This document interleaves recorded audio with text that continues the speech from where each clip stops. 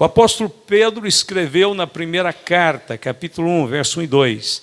Pedro, apóstolo de Jesus Cristo, aos estrangeiros dispersos no Ponto, Galácia, Capadócia, Ásia e Bitínia, eleitos segundo a presciência de Deus Pai, em santificação do Espírito, para a obediência e aspersão do sangue de Jesus Cristo.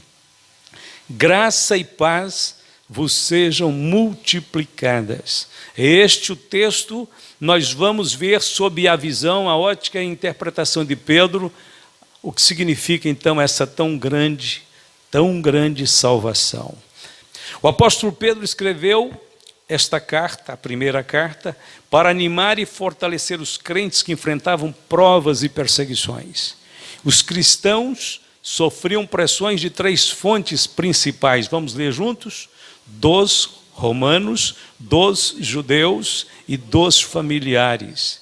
A situação legal dos cristãos diante das autoridades romanas não era muito clara. Eles pensavam que o cristianismo era um ramo do judaísmo. Como a religião judaica era legal dentro do império, eles então consideravam o cristianismo também legal, desde que observassem as leis do império. O problema era o culto ao imperador. Os crentes que se negavam a adorar o imperador eram levados aos tribunais para serem castigados, torturados e até condenados à morte. Os judeus não gostavam de serem associados legalmente aos cristãos. Frequentemente os cristãos eram maltratados e expulsos de suas casas e cidades pelos judeus. Outra fonte de perseguição eram os próprios familiares dos crentes. Os convertidos de uma família eram terrivelmente maltratados dentro de suas próprias casas. Esposas e filhos convertidos eram espancados e lançados em prisões com o apoio das autoridades romanas, sob o pretexto de insubmissão familiar, submissão ao chefe da família. Nenhum tribunal romano defendia o direito dos cristãos. Em todas as partes do mundo, os cristãos estão sujeitos a maus entendidos e injustiças. Muitos são hostilizados por seus colegas de trabalho, patrões perversos, professores céticos e familiares incrédulos. Ninguém está livre das catástrofes, das dores, das enfermidades e da morte. Somando-se a isso, as provas oriundas da fé cristã, como a perseguição, fazem-nos depender por completo da graça de Deus. Para os leitores de hoje, bem como para os leitores do passado, o tema de Pedro é, vamos dizer juntos, esperança. Pedro, também chamado Simão e Cefas, foi um dos 12 discípulos escolhidos por Jesus, junto com Tiago e João, compôs o grupo íntimo do Senhor. Pedro foi um dos primeiros a reconhecer que Jesus Cristo era o Messias, o Filho de Deus. Jesus lhe deu um posto de liderança especial na igreja. Portanto, essa é uma introdução trazendo um contexto, porque muitas vezes você vai ler a Bíblia, você não entende por que o escritor está dizendo as palavras que ele diz.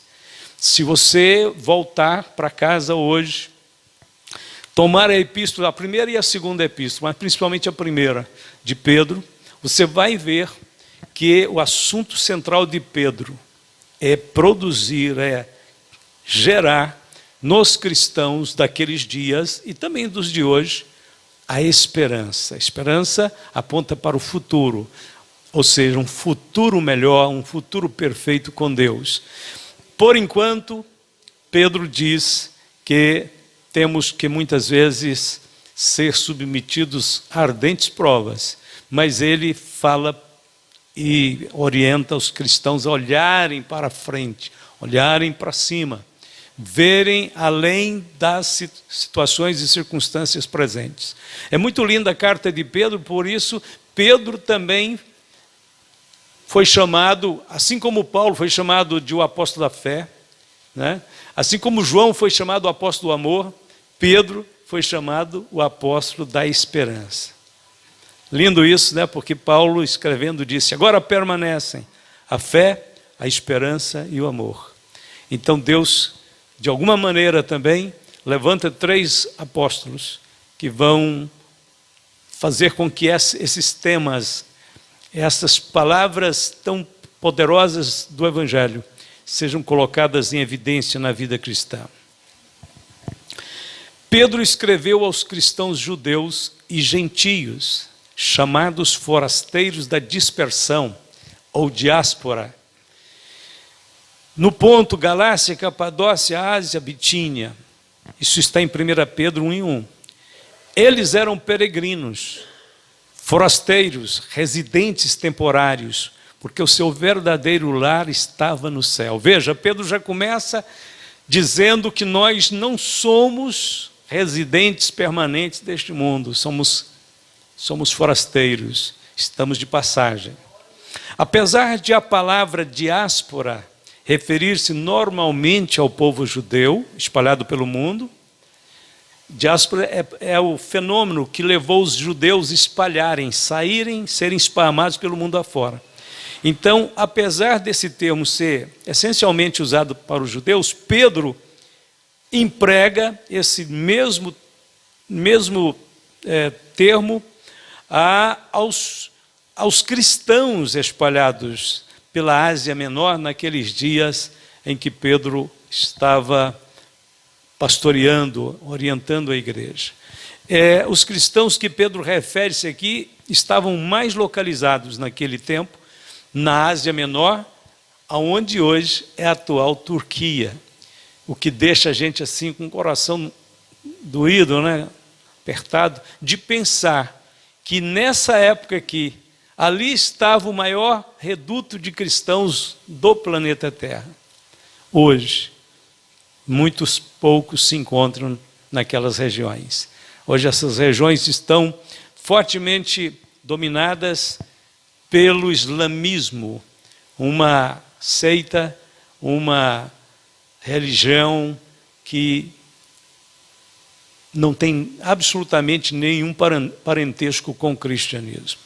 Ela tem um Deus muito diferente do cristianismo. Embora alguns tentem associar o Deus islâmico, chamado de Alá, com o nosso Deus eterno, o nosso Jeová Jireh, tem nada a ver. O caráter de Alá é um, o caráter do Deus Criador de todas as coisas é outro, e não tem nenhum parentesco, embora eles tentam colar essa imagem do islamismo próximo ao cristianismo, nós podemos dizer que não tem qualquer afinidade. Usando uma seleção cuidadosa de palavras, Pedro, então, na sua carta, segue e vai revelar agora como Deus trino ou triuno garantiu esta tão grande salvação para nós. Vamos ver. Pedro, então, usa 3 palavras importantes. Cada uma delas nós vemos uma das pessoas da Trindade presente. Primeiro ele começa dizendo que nós somos eleitos segundo a presciência de Deus. Aqui Pedro destaca a pessoa de Deus Pai. Então ele diz eleitos segundo a presciência de Deus Pai. Vamos pensar um pouquinho rapidamente sobre essa palavra, eleitos. É uma palavra muito linda. Quando pensamos que Deus nos elegeu, o que eleger? Daqui mais alguns dias, os cidadãos brasileiros, nas centenas de municípios do país, terão que eleger os representantes municipais do povo no município. E eleger significa votar a favor, né? Significa nomear, significa escolher como representante. Por isso que é chamado de eleição, eleger. E a pessoa que é eleita tem um grande privilégio, porque isso significa que ele foi escolhido, indicado por um grande número de pessoas. No caso aqui, nós somos chamados de eleitos de Deus. Quem nos elege é Deus. Essa eleição acontece na eternidade passada, antes de existirmos. A Bíblia diz que Deus nos elegeu segundo a sua presciência. O que é presciência? A capacidade que Deus tem de ver o fim desde o começo. Deus conhece absolutamente toda a história, aonde ela vai terminar, aonde a eternidade vai começar. Deus tanto está no início como Ele está no fim de todas as coisas. Então nós entendemos que Deus Pai nos elegeu para estarmos com Ele, para sermos dEle, para pertencermos à Igreja Santa, gloriosa do Senhor, que vai reinar com Cristo. Eleição, então, refere-se a um ato soberano de Deus, pelo qual Ele escolheu homens e mulheres para si mesmo. A escolha de Deus não foi e não é baseada em qualquer mérito humano, ou seja, você deve ficar feliz porque Deus te escolheu, mas você não deve jamais se orgulhar de pensar que você era merecedor, porque não há nenhum merecimento da parte do homem, não há mérito nesta eleição. Esta eleição foi da livre escolha de Deus, baseada em sua graça, em sua vontade soberana. Deus nos escolheu para estarmos na presença dEle e vivermos eternamente. A segunda palavra é santificados. Os crentes são santificados pelo Espírito Santo. Ou seja, o Espírito Santo aplica os benefícios do sacrifício de Cristo a cada um, pelos quais somos purificados do pecado e separados para o serviço do Senhor. E terceiro, aqui essa segunda palavra, ele colocou o Espírito Santo como o agente operador dela, né? Agora, aspergidos é Jesus. Em terceiro lugar, a aspersão do sangue de Cristo, que é exatamente a sua morte no Calvário, na cruz, que tornou possível a purificação dos nossos pecados e nos capacitou a viver em submissão, obediente ao Senhor e à sua palavra. Então, hoje, quem somos nós? Nós somos o fruto da graça, da bondade, do poder de Deus agindo em favor dos pecadores. Nós éramos parte do mundo pecador. E se milhares de pessoas estão neste mundo e até agora não viram absolutamente nada daquilo que nós vimos e enxergamos, que nos fez aproximar de Deus, que nos atraiu para Deus, só tem uma coisa que nós temos que fazer: continuar pregando, insistindo com o Evangelho, para ver se de alguma forma, como disse Paulo, possamos salvar alguns deles, trazendo-os para a luz de Cristo. Porque não entendemos porque eles não conseguem ver. E ficamos também quase sem entender como que Deus, né, na sua imensa graça, nos levou a essa iluminação. Só temos que agradecer, porque hoje estamos na luz. Hoje estamos dentro da salvação de Cristo. Mas tem muita gente do lado de fora. Milhares de pessoas que não conseguem entender nada. As mentes estão bloqueadas. E é claro que o homem tem uma parcela grandiosa de culpa de continuar, de seguir e continuar seguindo na ignorância e na incredulidade. Tanto que ele tem parcela de culpa, é que se ele morrer no pecado, ele vai ser eternamente banido da presença de Deus.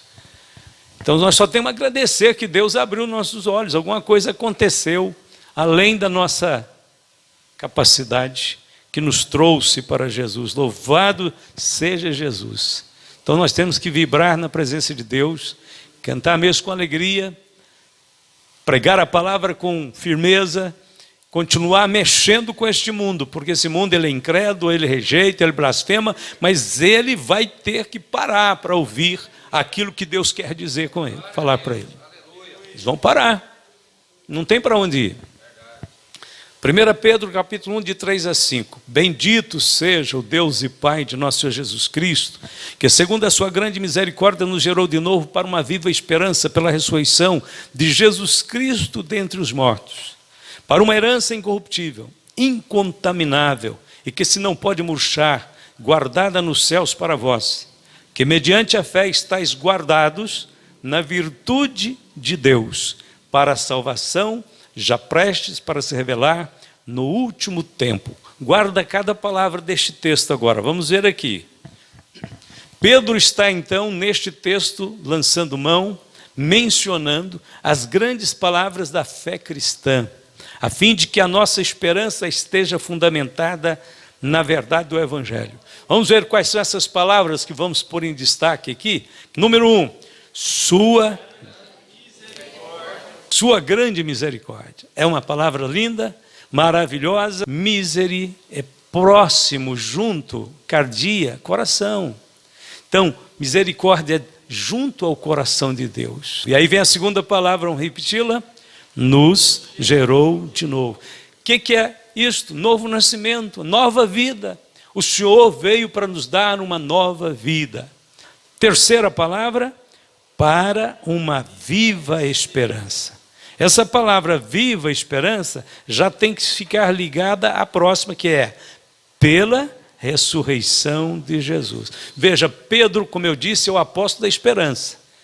E Pedro está dizendo que nós temos tudo para ter uma esperança, mas não uma esperança qualquer. Ele chama de viva esperança, porque ele liga a nossa esperança ao Cristo vivo, ao Cristo que ressuscitou. Por que a nossa esperança é viva? Porque Cristo é a nossa esperança.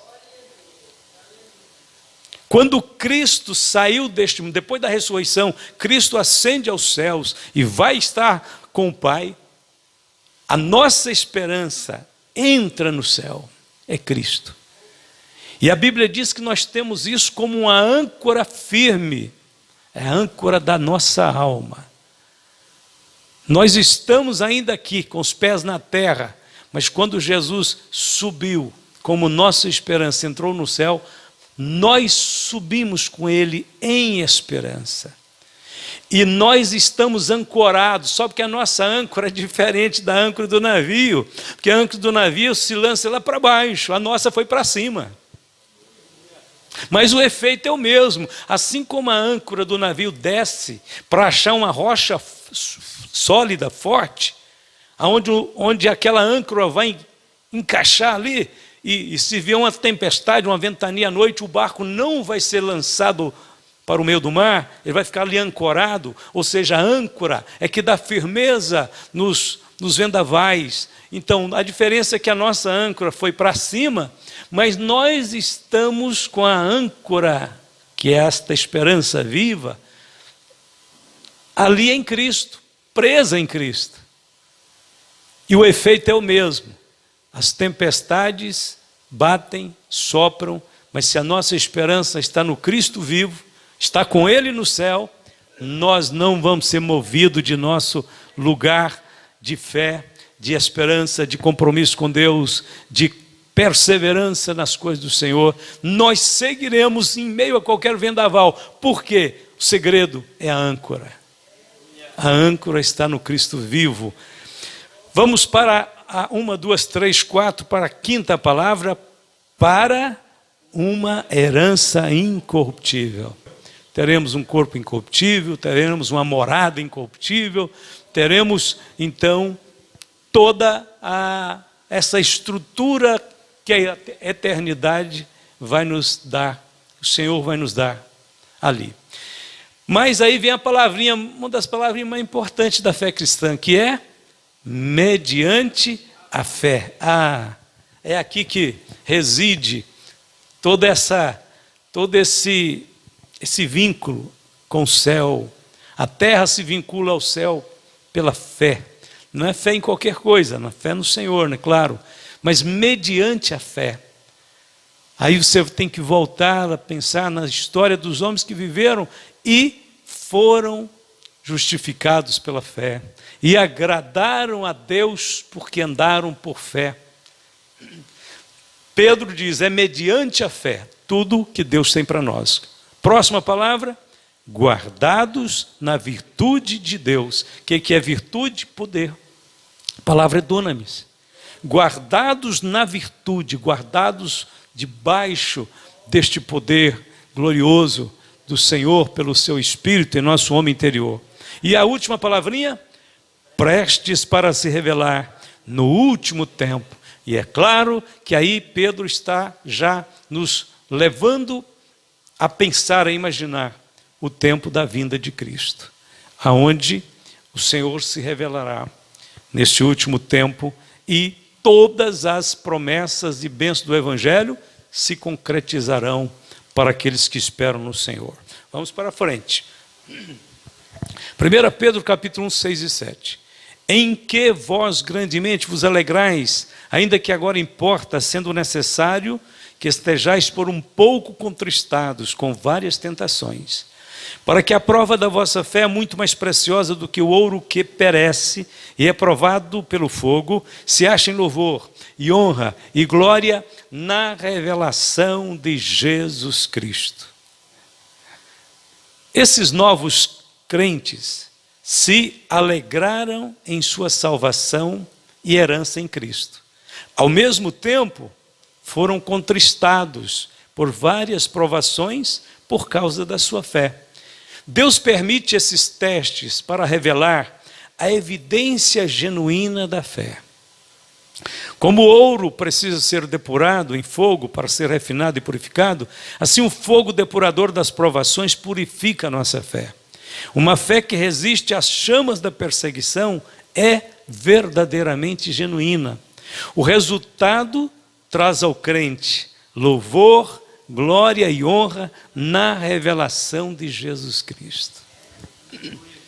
Esta palavra aqui é incrivelmente consoladora, porque o Senhor promete que a nossa fé, provada e fortalecida, receberá no céu um reconhecimento que Ele chama aqui de louvor, honra e glória. É muito para nós.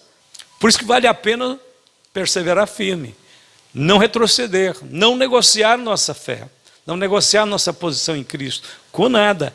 Toda vez que nós somos confrontados com uma opção que o mundo oferece e nós nos apegamos àquilo que Deus nos tem prometido, é interessante que o mundo às vezes tem na mão para nos dar, e o que Deus preparou para nós ainda está em promessa. Ou seja, você tem que exercitar fé para imaginar isto. Você não pode pegar nisso agora. Mas a Bíblia diz que os homens do passado exercitaram uma fé tão forte em Deus, que a Bíblia diz que eles verdadeiramente viram, né? Eles caminharam vendo o invisível. Eles viram a cidade cujo artífice e construtor é Deus, né? Eles conseguiram ter uma fé que criou na mente deles, na imaginação deles, uma realidade forte. Então o Senhor está dizendo que é isso que nós temos que fazer. Toda vez que nós renunciarmos a alguma coisa para manutenção da nossa fé, Ele vai anotando. Ele disse que tem um pontinho positivo que vai contar de uma forma muito significativa naquele dia. A distribuição dos galardões, das recompensas. Vai ser um dia de louvor, glória e honra. Ao qual não havendo visto a mais, no qual não vendo agora, mas crendo, vos alegrais com gozo inefável e glorioso, alcançando o fim da vossa fé, a salvação da alma. Pedro estava escrevendo a uma nova geração de crentes que não tinham visto o Senhor Jesus fisicamente.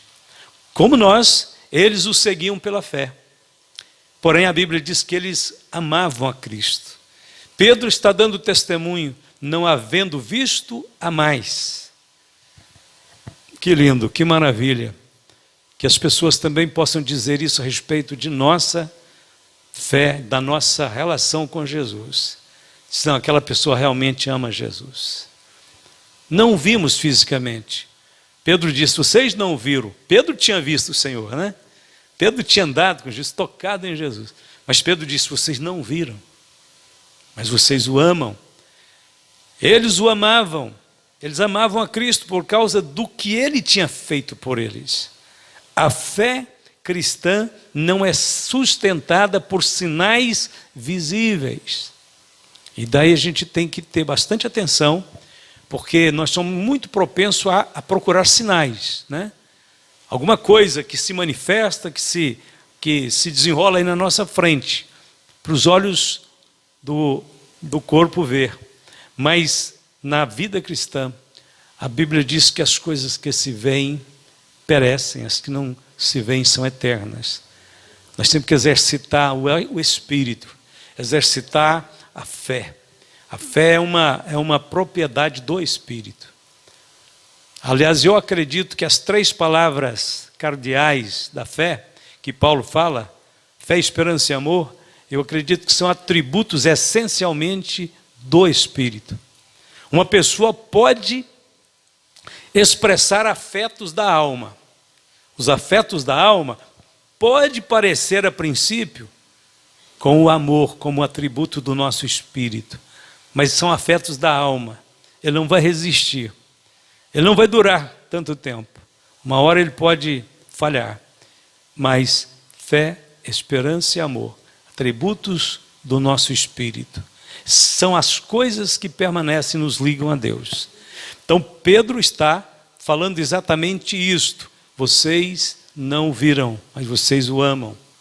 A fé cristã não precisa de sinais visíveis, mas pela virtude do Espírito Santo, as realidades espirituais se tornam reais para nós. Mas mais importante do que as realidades apenas, vamos dizer, celestiais, o próprio Senhor Jesus se torna real para nós pelo Espírito Santo que em nós habita.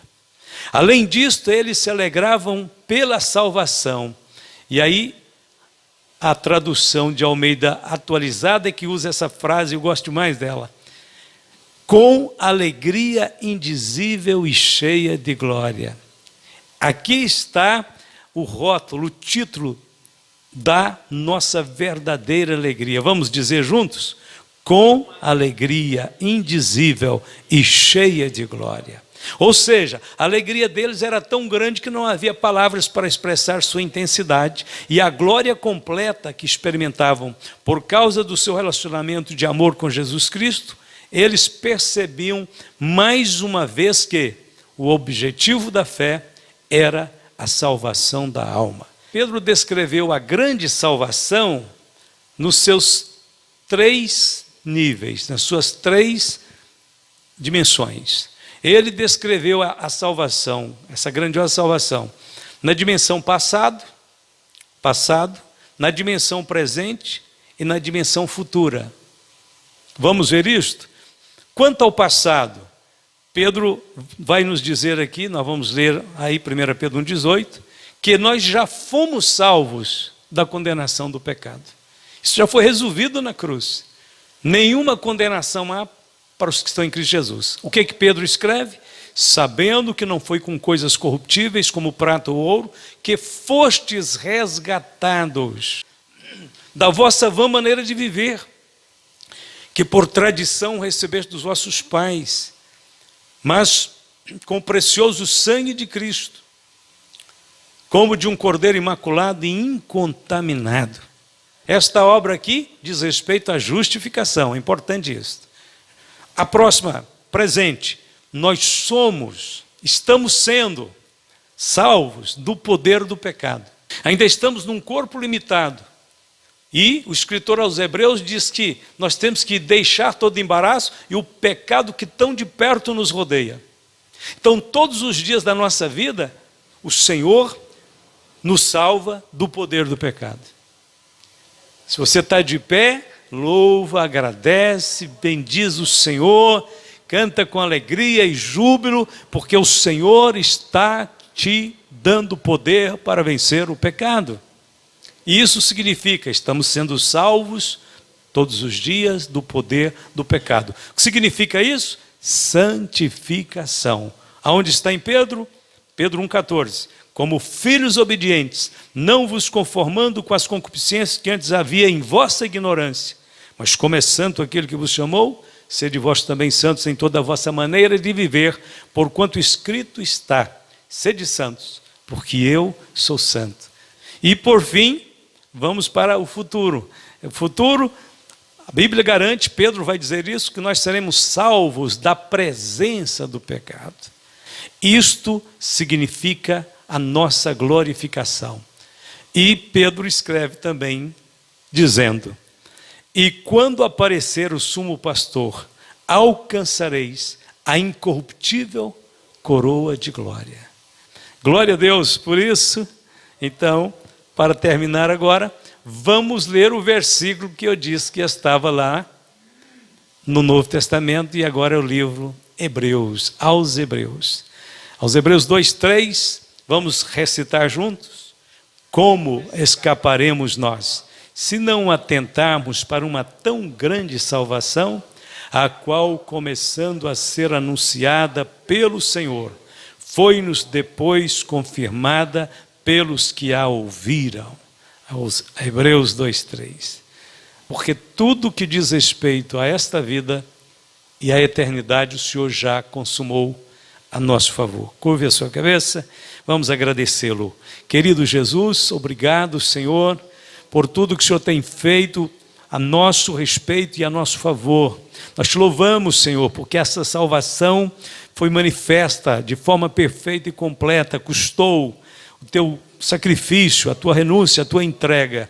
Mas agora, hoje, Senhor, podemos ter esperança, podemos olhar para o alto, podemos, Senhor, ver além deste mundo, das dificuldades, das dores, do sofrimento, podemos ver um novo céu, uma nova terra, podemos ver uma cidade celestial, podemos ver um novo corpo incorruptível e glorioso. Obrigado, Senhor. Nós oramos por todos os nossos irmãos que têm ouvido a tua palavra, que vão ouvir em outros lugares, que o Espírito de vida, o Espírito, Senhor, de esperança, publicado, pregado através de Pedro, possa encher o coração de todos, a esperança da vida eterna, a gloriosa esperança pela ressurreição de Jesus Cristo dentre os mortos. Abençoe, Senhor, fortalece, sara, restaura, vivifica, enche o teu povo, Senhor, desta fé triunfante, para a glória do nome de Jesus. Nós te louvamos e te agradecemos